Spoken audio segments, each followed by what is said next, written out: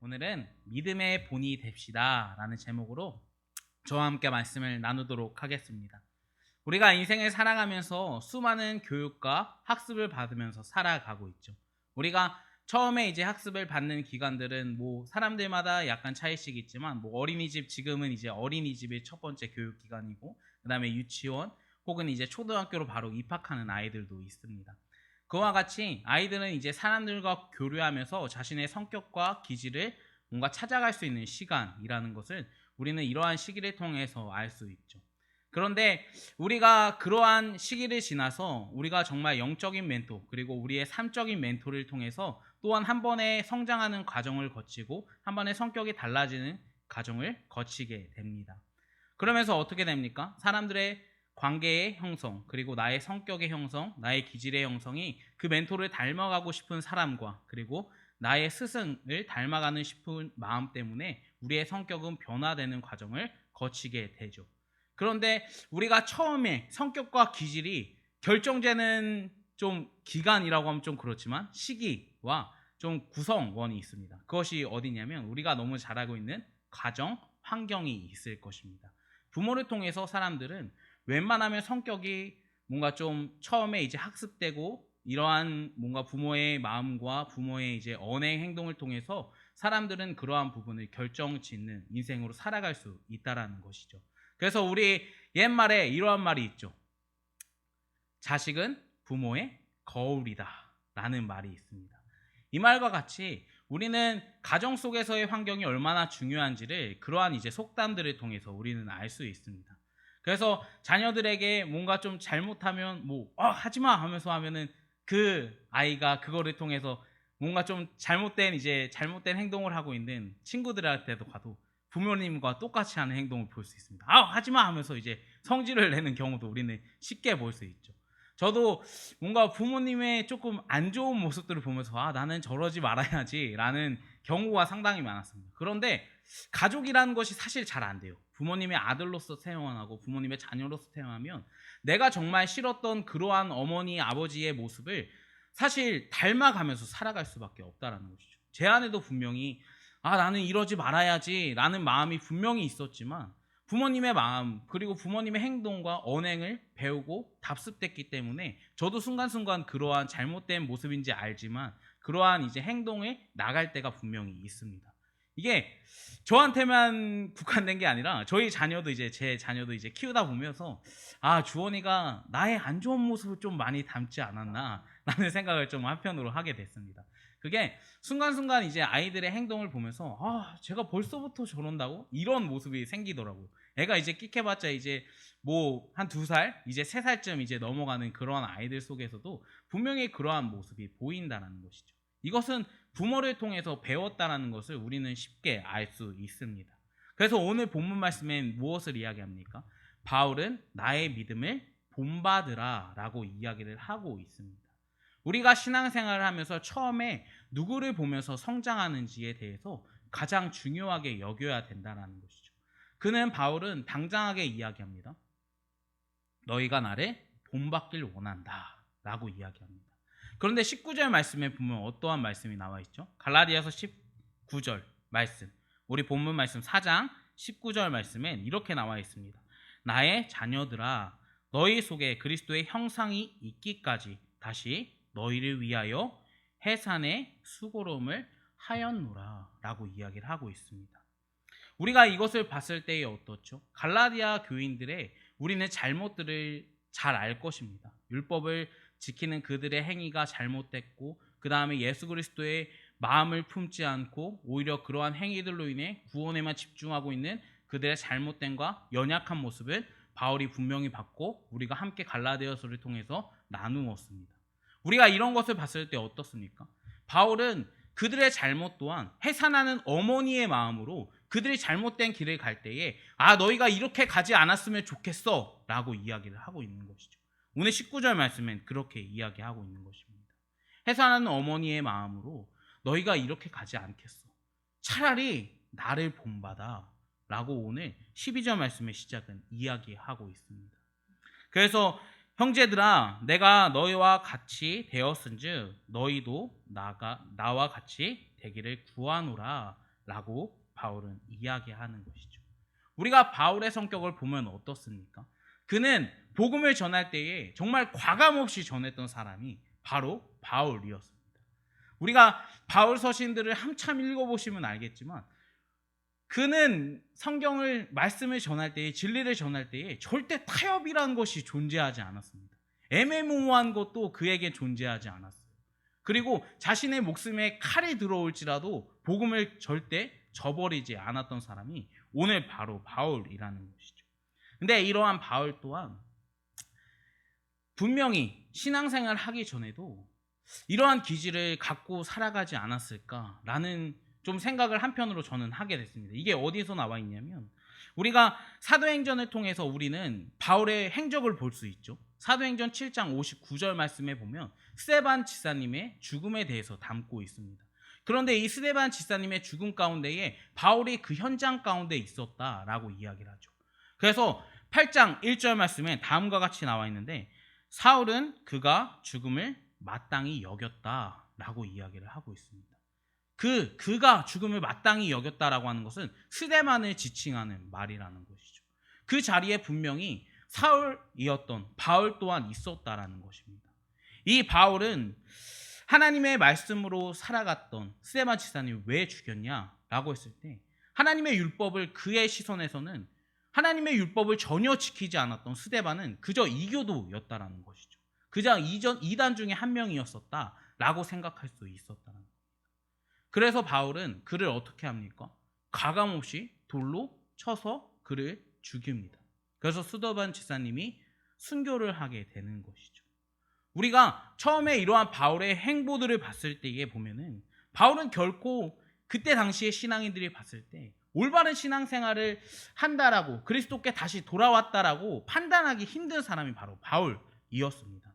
그런데 이 바울의 집안을 보면 어떠냐면 빌립보서 3장 5절부터 7절 말씀에 보면 그의 집안에 대해서 상세하게 나와 있습니다. 그는 이렇게 말합니다. 나는 8일 만에 할례를 받고 이스라엘 민족이요 베냐민 지파요 히브리인 중에 히브리인이요 율법으로 바리새인의 열심으로 교회를 박해하고 또한 율법을 흠없이 지켰던 사람이었다라고 이야기하죠. 그리고 8절 말씀엔 그 모든 것을 나는 배설물과 같이 여겼다라고 고백하는 모습을 볼 수 있습니다.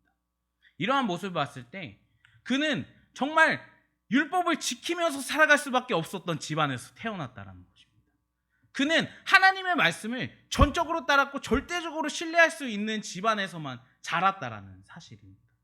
그래서 아까 말씀드렸던 것처럼 우리가 기질은 어디에서 처음에 시작되냐라고 이야기했을 때 집에서부터 시작됐다라고 우리는 이야기를 드렸습니다.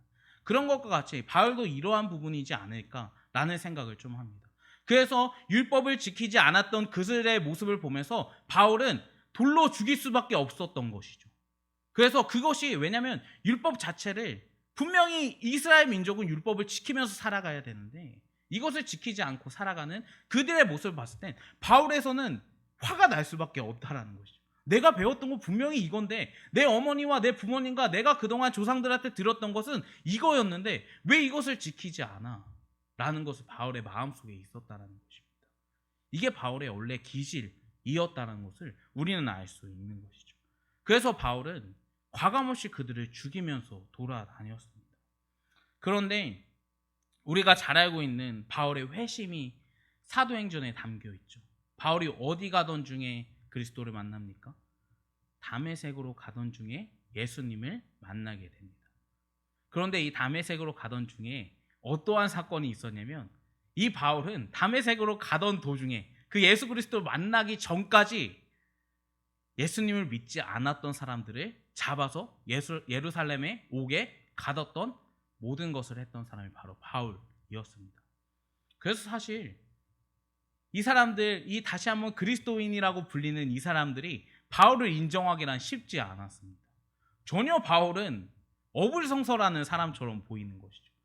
처음에는 그리스도인들을 잡아서 죽이기만 했는데 왜 갑자기 돌아와서 하나님의 말씀이 진리입니다. 왜 예수 그리스도께서 죽으셨는지를 이야기합니다. 라고 이러한 이야기를 했다는 것은 사실 믿겨지지가 않았다. 그래서 우리가 생각할 수 있는 것은 바울의 첫 번째 전도 여행 때 매우 힘들고 매우 어려웠었습니다. 그래서 어떻게 합니까? 그 당시에 정말 아름다운 신앙을 갖고 있었던 바나바와 동행을 하죠. 그 바나바와 동행을 하면서 힘들고 어려운 부분이 있을 때마다 분명히 둘은 연합하는 관계로서 둘이 분명히 그러한 난관과 그러한 모든 것을 헤쳐 나갔다라는 것을 우리는 말씀을 통해서 알 수 있죠. 그런데 예수 그리스도를 만나는 그 시점부터 사실 바울이 확 달라지면은 참 좋지만 사람은 쉽게 한순간에 바뀌지는 않은 것 같습니다. 우리가 잘 알고 있는 것처럼 바울의 기질은 한 번에 바뀌는 그러한 과정을 거치지 않아요. 그래서 사람들은 순간순간 이야기합니다. 아, 그리스도 믿는데 왜 달라지지 않아요? 왜 그리스도 따라가는데 왜 여전히 술, 담배해요? 이건 우리가 기다려줄 시간이 필요하다는 사실입니다. 바울은 분명히 바울조차 그 믿음의 정말 예수 그리스도를 눈앞에서 본 바울 사도조차 180도 성격이 확 달라지지 않습니다. 그래서 어떠한 것을 이야기합니까?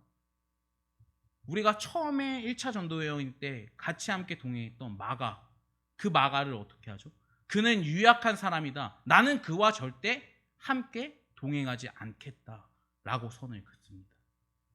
이것은 목에 칼이 들어와도 그는 나와 동행할 수 없어 라고 이야기하는 바울의 원래 자신의 성격 자체가 이러한 대목에서 우리는 볼 수 있다는 것이죠. 그리고 나서 정말 노년에 이르러서 바울의 마지막의 모습은 어떻습니까? 내 형제 마가를 내게 데리고 와라 라고 이야기합니다. 그 유약한 마가를 다시 한번 안아주고 사랑해주는 바울의 모습을 볼 수 있죠. 그래서 저번에 이제 저와 함께 갈라디아서를 나누면서 이야기 드렸던 것처럼 1차 갈라디아 1차 전도여행 때는 뭔가 좀 강한 어조로 이야기하는 바울의 모습을 봅니다.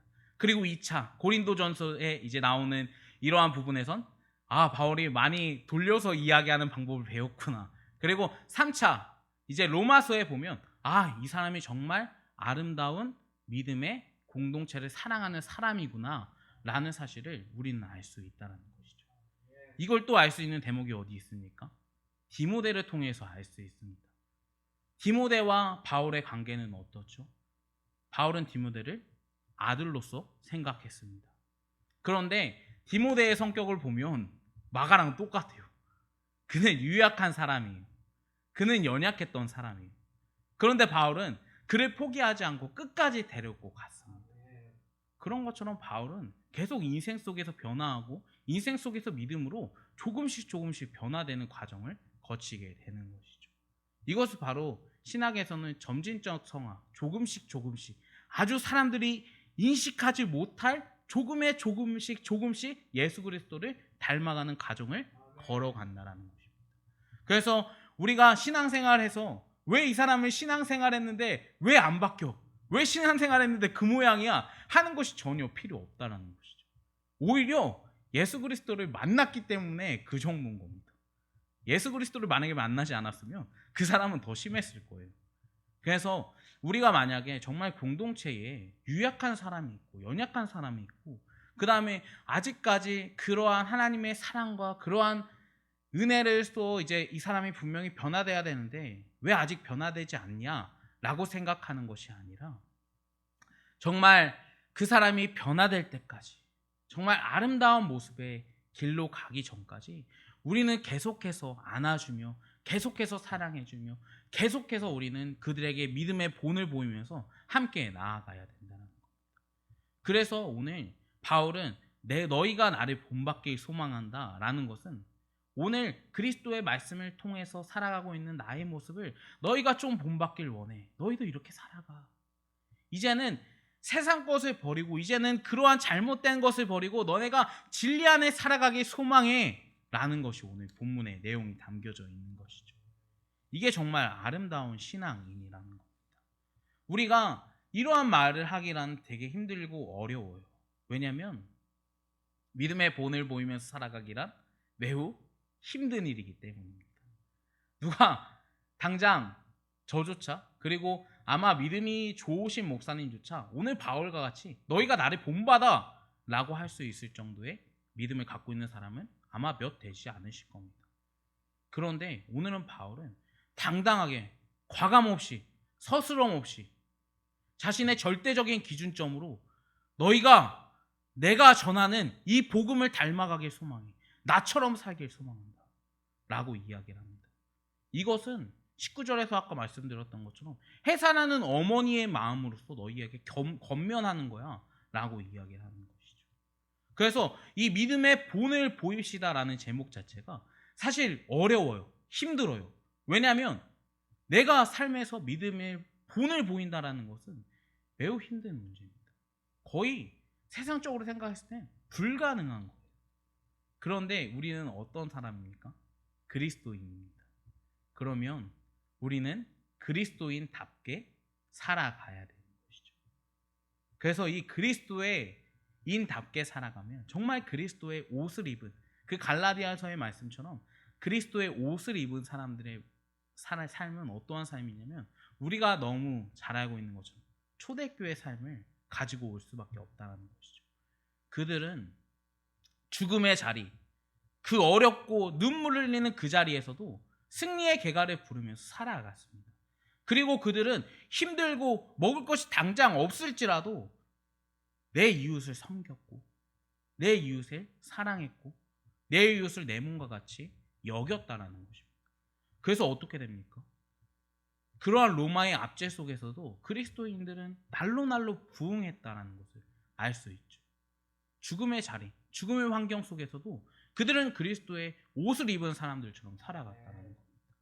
이게 바로 오늘 믿음의 본을 보인 사람들의 행동이라는 것이죠.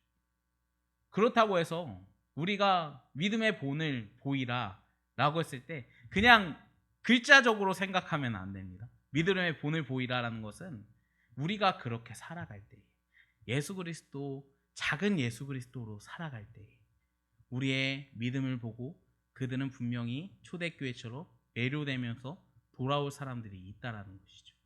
우리가 남들에게 보이는 것이 아닌 그리스도 앞에서 정직하게 살아간다면 그 믿음이 사람들에게 자연스럽게 보일 수밖에 없는 것입니다. 그러면 자연스럽게 본이 되는 모습으로 살아갈 수밖에 없는 것이죠. 그래서 오늘 이 믿음의 본을 보이자라는 것은 우리가 이렇게 살도록 노력하자라는 것이 아닙니다.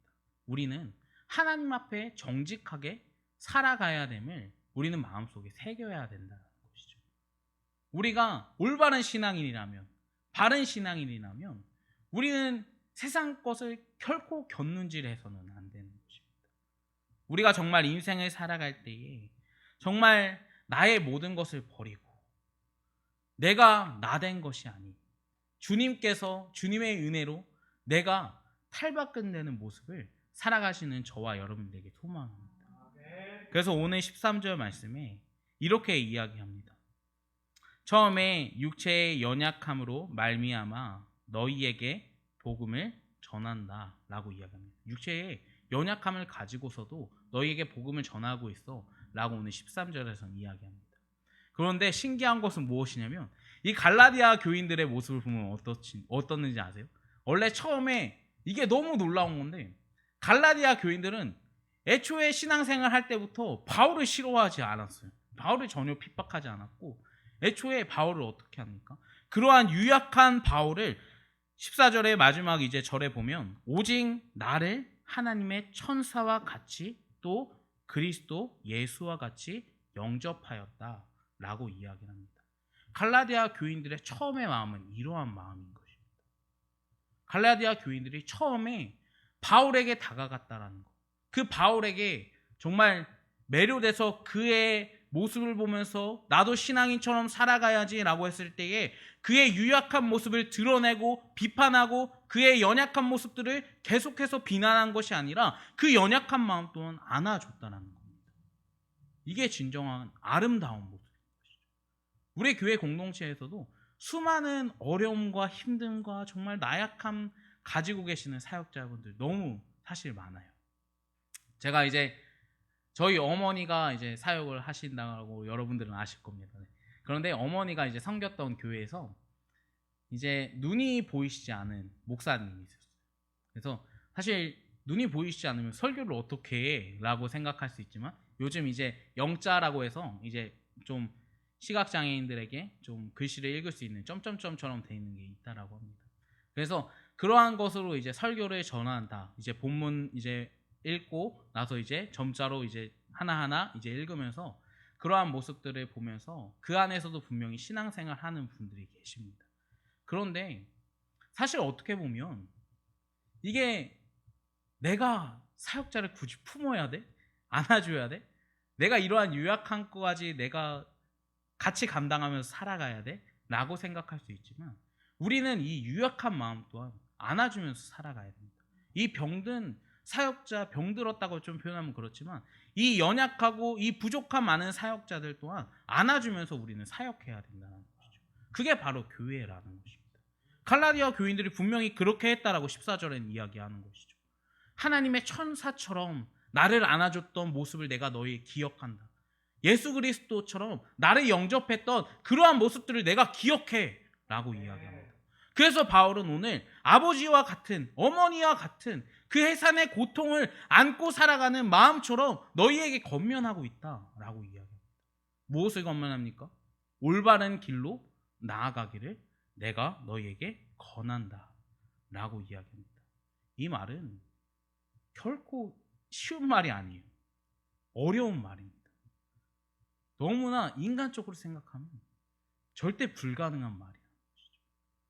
사랑을, 그리고 내가 부모의 마음처럼 그들 또한 나를 사랑해주고 그리고 내가 그들을 사랑해주는 이러한 관계가 사실 갈라디아 처음에는 형성되어 있었다는 것이죠.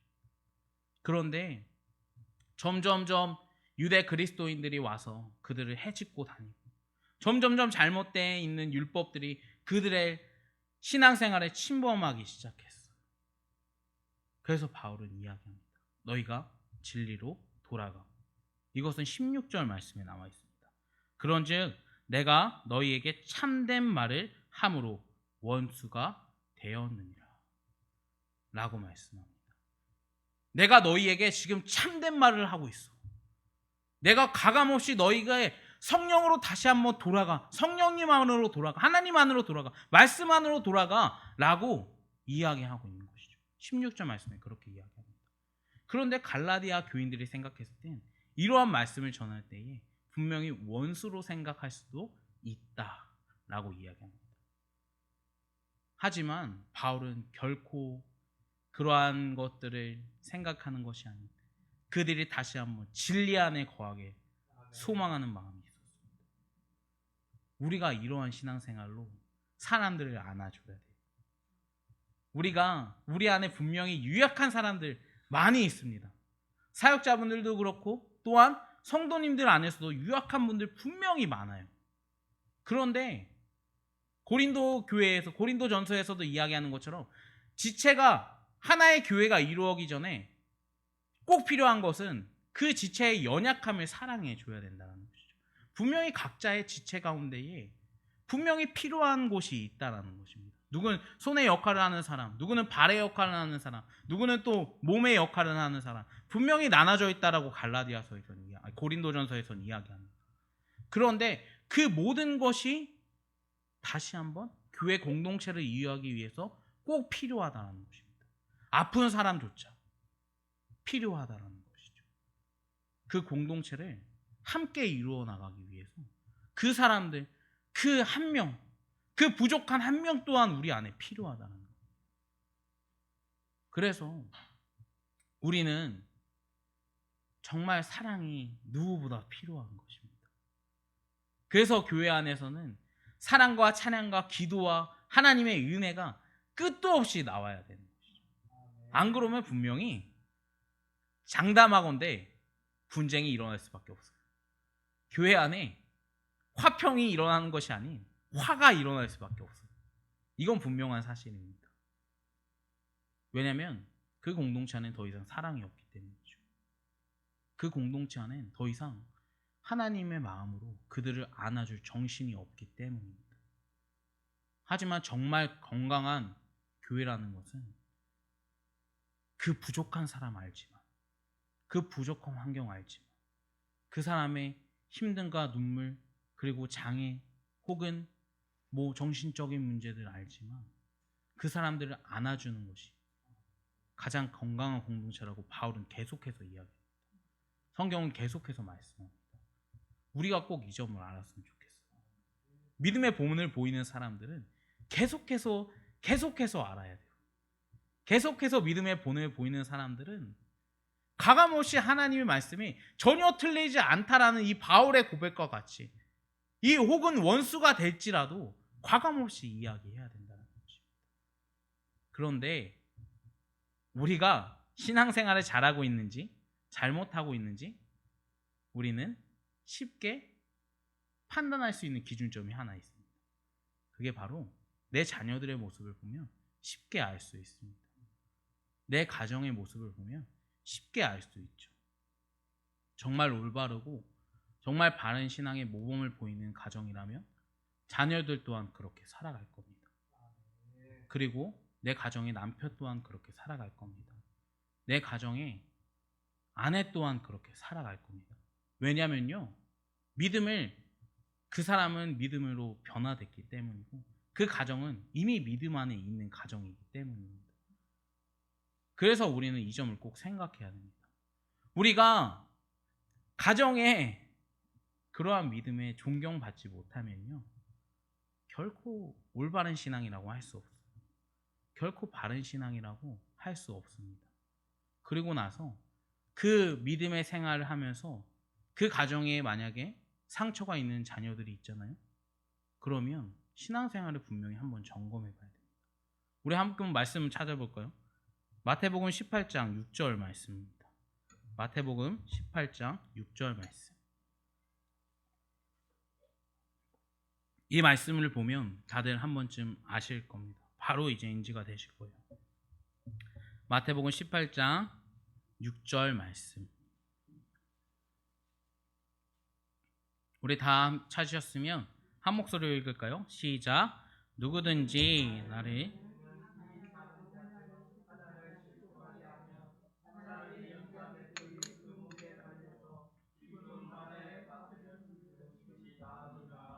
아멘. 네. 우리가 이 점을 꼭 생각해야 됩니다. 신앙의 생활을 하다 보면 가끔씩 실수할 때는 분명히 있습니다. 그런데 믿음의 모범을 보이지 않으면 차라리 연자맷돌을 맺고 바다에 뛰어드는 게 낫다. 그냥 너 혼자 자살하는 게 나아 라고 이야기를 하는 것입니다. 쉽게 이야기하자면. 그래서 만약에 우리 가정 안에 나로 인해 정말 상처받는 신앙인이 있으면 나 안에 정말 그 가정 안에 나 때문에 상처받는 자녀들과 남편이 있다면 우린 다시 한번 돌아봐야 된다는 거예요. 그래서 바울은 이야기하고 그래서 성경은 너희가 믿음의 모범이 돼야 돼. 덕이 돼야 돼. 계속 이야기하는 것입니다. 이게 신앙인이기 때문이죠. 이게 신앙의 원칙이기 때문입니다. 근데 우리는 많은 부분을 광고하면서 살아가고 있어요. 광고하면서 살아가고 있어요. 그것이 무엇이냐면 나 혼자 신앙생활한다는 착각. 나 혼자 신실하게 따라간다는 착각. 이 점을 우리는 경계해야 됩니다. 바른 신앙인이고 바른 아름다운 공동체를 꾸려가는 사람들은 가정이 먼저고 그 다음에 우리가 살아가고 있는 지역에서 섬기는 것이 그 후자일 것입니다. 그런데 그것은 뒷전이고 잘못된 길로 나아가고 있는 것은 우리는 다시 한번 생각해 봐야 됩니다. 그 사람들은 정말 죄송한 말이지만 올바른 신앙생활을 하고 있다는 것을 의심해 봐야 됩니다. 스스로요. 스스로 체크해 봐야 된다는 것이죠. 정말 신앙생활을 올바르게 한다면 누구를 상처 주는 것이 아닌 누구의 상처를 꿰매주는 것이 바른 신앙생활인 것입니다. 만약에 내 자녀들 가운데에 그리고 만약에 내 정말 남편 가운데에 내 아내 가운데에 혹시나 그러한 상처와 그러한 고통이 있으면 우리가 꿰매주길 바랍니다. 우리는 그 상처를 안아주는 사람들입니다. 그 상처를 계속 벌리는 사람들이 아니라 우리는 의사와 같이 봉합해주는 사람이에요. 우리가 항상 이 점을 생각하게 소망합니다. 우리가 정말 진리를 따라간다면 정말 신앙인이라면 정말 말씀을 과감없이 전하는 사람이라면 우리는 믿음의 모범이 될 수밖에 없는 것입니다. 그것이 바로 하나님께서 그리고 예수 그리스도, 너희가 작은 예수 그리스도로 살아가라 라고 다들 한 번쯤 들어보셨을 거예요. 신앙인이라는 것은 그리스도인은 그리스도를 닮아가는 인생을 살아가는 사람들을 지칭하는 말입니다. 그러면 그리스도인은 분명히 사회의 모범이 될 수밖에 없고 사회를 변화시킬 수밖에 없는 사람들의 모임입니다. 우리가 항상 이 점을 생각하길 소망해요. 우리가 이 점을 꼭 알길 원해요. 우리가 그저 막무가내로 그냥 나잘난 맛의 신앙생활하는 것이 아닌 우리가 정말 아름다운 공동체 그리고 아름다운 가정 그리고 그곳에서 더욱더 정말 부족한 지체들을 섬길 수 있는 혹은 그 부족한 지체들을 안아줄 수 있는 분들이 되는 저와 여러분들 되길 주님의 이름 부탁을 드리고 소망합니다. 우리 이 시간